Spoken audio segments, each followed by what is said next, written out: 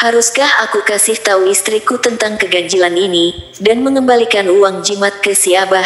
Ah, berat rasanya kalau aku harus menyudahi semua ini. Aku tidak tega rasanya pada istri dan anakku, yang baru saja merasakan hidup senang.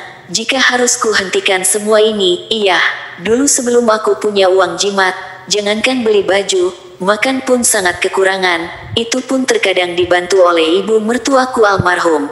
Biarlah aku rahasiakan dulu semua ini. Biarlah hanya aku yang tahu, pikirku sambil berjalan pulang, yang seharian hanya tidur di saung sawah. Aku mempercepat langkahku, karena langit semakin mendung, seakan mau segera turun hujan. Ternyata benar begitu aku sampai di rumah, hujan pun turun dengan lebatnya.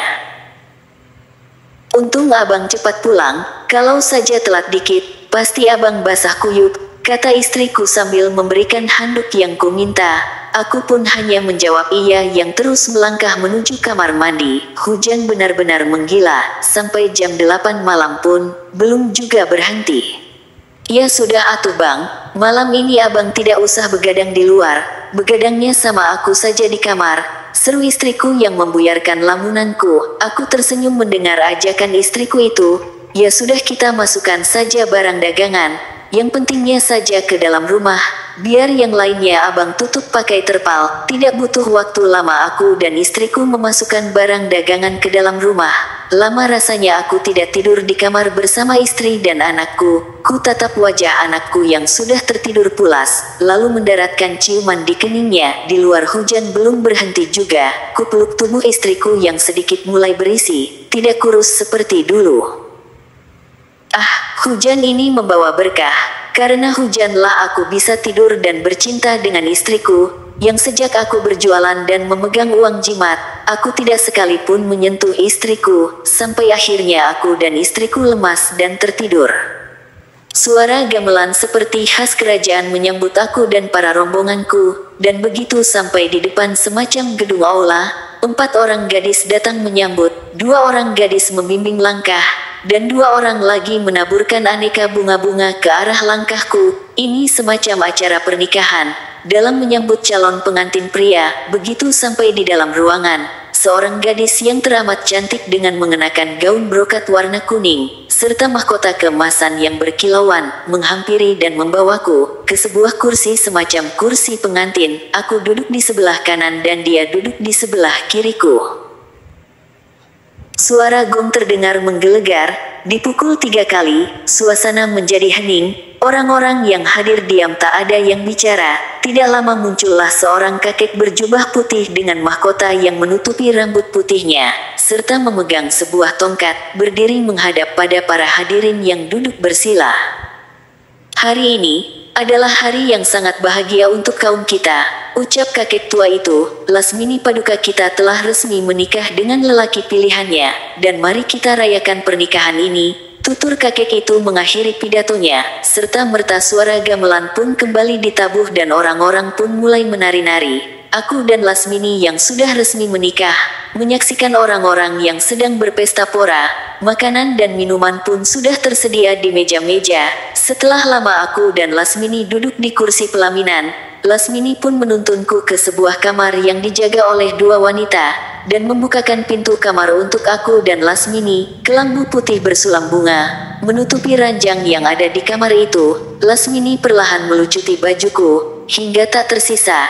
Dia menarik aku ke dalam tempat tidur. Aku hanya bisa menuruti apa yang Lasmini lakukan padaku. Dibaringkannya aku di kasur yang penuh dengan taburan bunga. Mataku melihat Lasmini membuka mahkota dan melucuti bajunya, hingga tak selembar benang pun yang menutupi di tubuhnya. Dadaku berdetak keras. Kelelakianku pun bangkit seketika saat melihat keindahan tubuh Lasmini yang begitu sempurna. Akhirnya persetubuhan pun terjadi. Lasmini berkali-kali mengerang puas. Begitupun dengan aku yang merasakan kenikmatan yang luar biasa dari Lasmini yang masih perawan.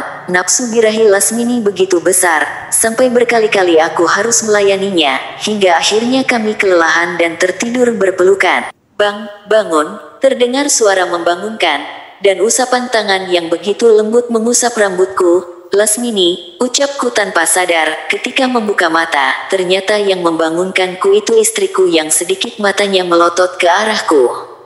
Siapa Lasmini itu bang? Tanya istriku curiga. Oh maaf, tadi abang bermimpi melihat Lasmini sedang bertempur. Abang takut Lasmini kalah oleh para perampok. Kamu tahu kan Lasmini yang abang maksud? Itu Lasmini adiknya Brahma Kumbara yang dalam film Tur Tinular.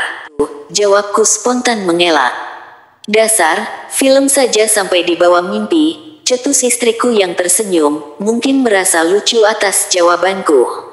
Cepetan abang mandi, nanti kesiangan sholat subuhnya, perintah istriku. Aku mengecup kening istriku. Sebelum aku meninggalkan kamar, istriku kelihatan senang dan aku berhasil menutupi mimpiku semalam. Hari ini istriku tidak belanja, karena barang dagangan masih banyak, dan aku pun mau pergi ke rumah si Abah Sang Paranormal, untuk memberitahukan bahwa uang jimatku sudah berubah tidak lagi 5.000 tetapi sudah menjadi 50.000. Aku tahu uang jimatku sudah berubah ketika aku selesai sholat subuh. Tanpa sadar aku membuka dompet dan melihat uang jimatku yang sudah berubah. Ini bah uangnya, kataku sambil menyodorkan uang jimat yang diminta si Abah. Benar-benar ini terjadi, gumam si Abah yang terus menatap pada uang jimat itu, yang membuat aku penasaran. Ada apa bah? Tanyaku. Tugas Abah sudah selesai, karena uang jimat ini sudah menemukan jodohnya. Maksud Abah? Tanyaku semakin dibuat penasaran oleh si Abah. Sudah Abah berikan uang jimat ini kepada 8 orang, tapi jangankan berubah, uang jimat itu selalu kembali ke Abah lagi. Kamu orang yang ke-9 yang berhasil terpilih dan berjodoh dengan uang jimat ini, terang si Abah, dan si Abah pun meneruskan ceritanya. Dahulu Abah kedatangan seorang kakek-kakek berjubah putih dan memakai mahkota, serta membawa tongkat. Kakek-kakek itu mengamanatkan Abah untuk mencarikan jodoh uang jimat ini. Berarti Abah sudah melaksanakan amanah itu dan sekarang uang jimat ini milik kamu seutuhnya, kata si Abah sambil memberikan uang jimat itu padaku. Aku menerima uang jimatku yang disodorkannya. Apapun yang terjadi, kamu jangan takut, semua itu karena uang jimat ini. Dan Abah tegaskan uang jimat ini tidak akan mencelakakan dirimu, serta keluargamu. Kamu tenang saja, bahkan uang jimat ini akan melindungi dirimu dan keluarga dari mara bahaya yang akan menimpamu, tegas Abah dengan panjang lebar. Aku hanya manggut-manggut serius mendengarkan nasihatnya. Sudah, sekarang kamu pulang saja, uang jimat ini yang akan menuntunmu. Kamu tak perlu repot-repot, dan masalah kemenyan kamu yang sudah habis, sekarang sudah tidak perlu lagi, ucap si Abah dengan wajah yang berseri-seri. Ku cium tangan si Abah, tanda hormatku padanya, pamitan pulang meninggalkan Abah yang sudah ditunggu puluhan orang yang antri. Matahari semakin meninggi, jam 1 siang barulah aku sampai rumah. Kakek berjubah putih, memakai mahkota, serta membawa tongkat yang diceritakan si Abah, itu persis dengan kakek yang kulihat dalam mimpiku. Lasmini, siapa Lasmini itu? Apa benar dia istriku? Ah, itu hanya mimpi. Bunganya tidur saja, pikirku yang terus memberikan rumput pada kambingku, yang semakin bertambah jumlahnya, dan sehat-sehat. Ini adalah jasa Mang Ujang yang rajin merawat kambing-kambingku, yang dalam seminggu 1 kali semua kambing dimandikannya. Berkali-kali aku menguap, rasa ngantuk mulai menghinggapiku, tapi aku harus ke sawah, untuk melihat satu petak sawahku yang longsor karena hujan semalam. Itu kata Mang Ujang, setelah pamitan pada istri, dan menyiapkan bekal. Aku pun segera berangkat menuju sawah. Ternyata benar yang dikatakan Mang Ujang. Ternyata yang longsor sawah yang aku beli dari Pak Mansur. Longsorannya lumayan sih, mungkin 3 harian jika dikerjakan Mang Ujang sendirian. Rasa kantuk terus menyerangku, biarlah Mang Ujang saja yang mengerjakannya. Aku mau tidur saja ke saung, bisik hatiku melangkah meninggalkan sawah yang longsor. Bersambung.